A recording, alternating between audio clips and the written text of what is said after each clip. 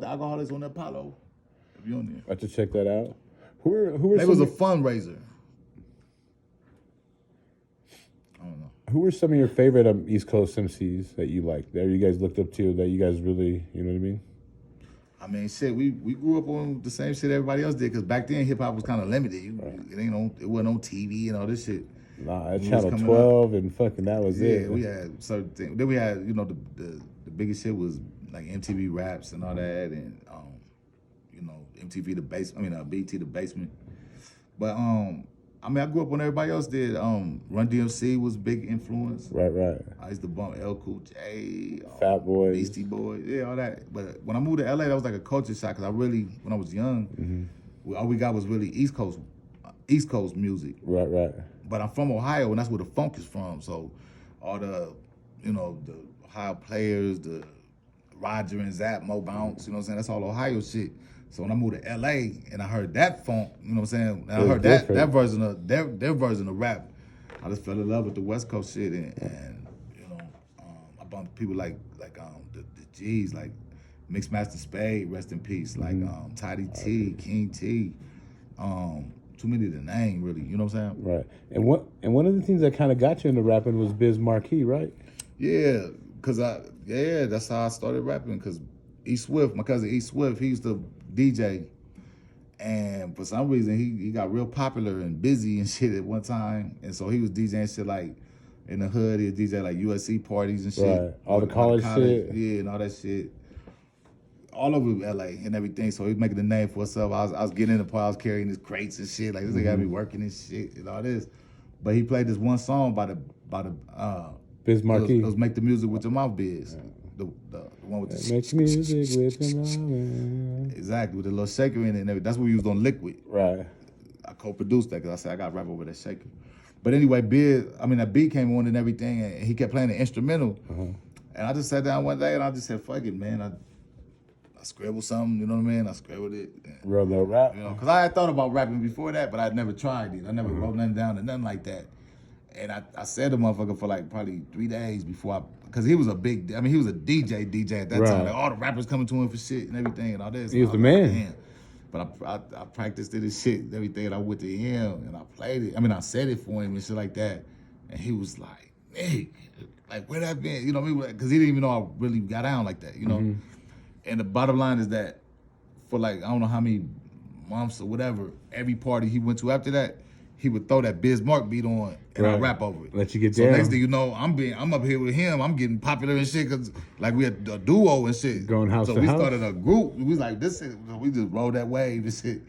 So it was just Tash and Swift and we got it cracking, man. Like it was crazy because we was getting a good, you know what I mean? Like we was getting a response like we was out, but we had no records out, nothing. And people were kind of gravitating to you. By the time that summer kicked in, every time we'd go to a party, we ain't even put it out. People would know the words to the song. That's dope. And shit was wild, man. And then later on with the licks, shout out East Swift. You got TJ Swan on one of your tracks, right? Yeah. I don't know how that shit happened. Cause y'all were the shit. Y'all had clout and pool. Fuck. Yeah, you know but what I mean? I had nothing to do with it though. They called me like, "Hey, TJ Swan on this shit." I was like, "Oh shit, that's crazy." And then with the backstory on that is Marley Marl just sent you the whole the file, right? The Dats or something. Nah, that's two different songs. Oh, that's two different songs? He sent us the one for the ODB song. Oh, yeah, for the intro. I'm thinking you're like the symphony. The symphony, yep. That's Marley Marl too, though. TJ Swan and, yeah. But Marley Marl, because Swift did a version. That's the one with, we did a version before. No, we didn't. I'm tripping. Swift made the beat off the videotape. And it sounded, he made a version of the same shit. Like the din.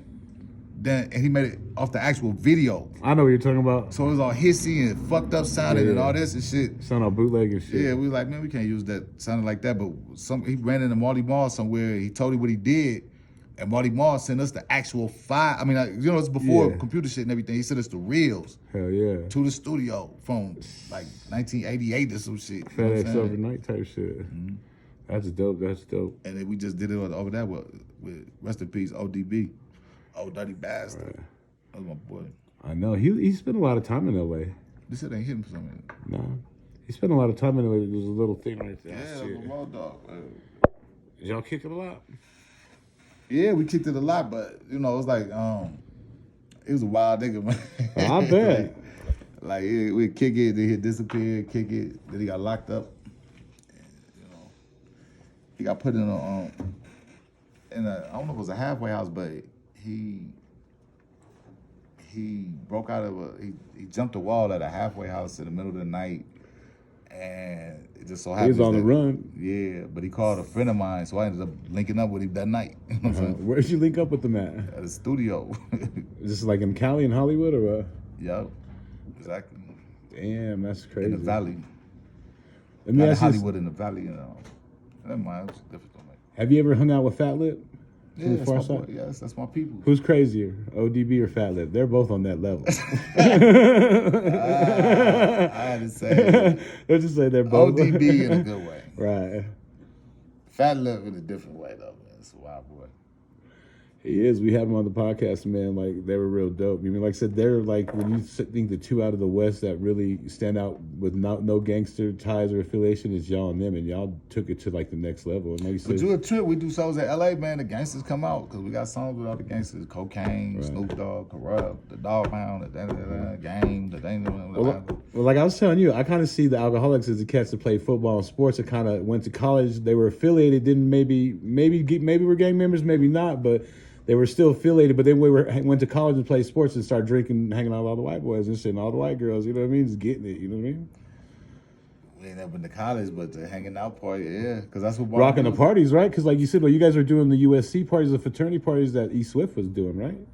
Yeah, it was doing all that. We was doing whoever would hire us, and that shit was everybody. It was the Mexicans, it was the black people, it was the white boys. And they wouldn't really But trip on you or anything? we blew up. I'm gonna tell you, all that touring shit, meeting, shaking hands, making friends, and all this shit works. We sell more, most of our records Hand to hand. I was about to say to skaters. You know what I'm saying? Gotcha. People don't even know that, but you know we got this big ass skateboard community behind us and shit. That's why we ended up on the Vans Warped Tour and all that.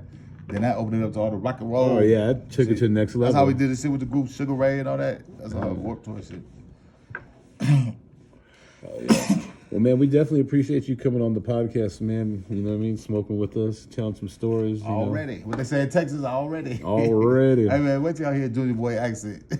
Right. We was at a 7-Eleven, they ain't know what the fuck this nigga was talking about. He was like, hey, man, give me that there, man. Like, That's fucking hilarious, hey, bro. but he was fucking with him, though. We got the Junior Boy podcast wait coming till up y'all hear next. this You know what I man's mean? music. For y'all, we're gonna take a little break and grab. But real quick before we leave, did you want to spit like a verse or something for him? Nope. There you go. Nope, not at all. But hey, we appreciate you coming on by. You know what I'm saying? Thanks for everything. We are out. We're gonna end this, and we'll see you next time. You can find us on all platforms. You got social media that they can hit you up on? Yeah, it's Tash of the Alkaholiks.